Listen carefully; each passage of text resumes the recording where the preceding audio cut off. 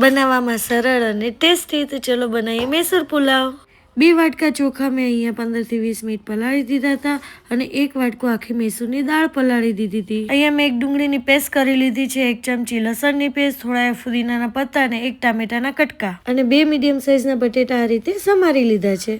હવે કુકરમાં મેં 3 પાવડા તેલ ઉમેરી દીધું છે.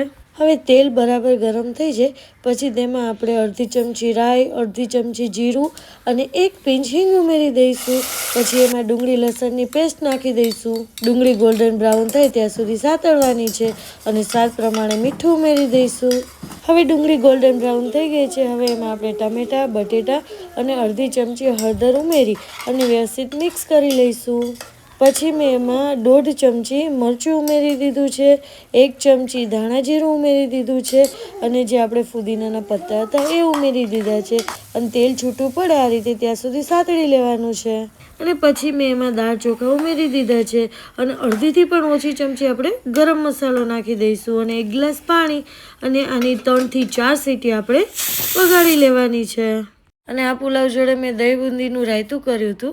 તમે પણ એકવાર બનાવો, ટ્રાય કરો અને મને કોમેન્ટમાં કહેજો કે કેવું બન્યું. Thank you.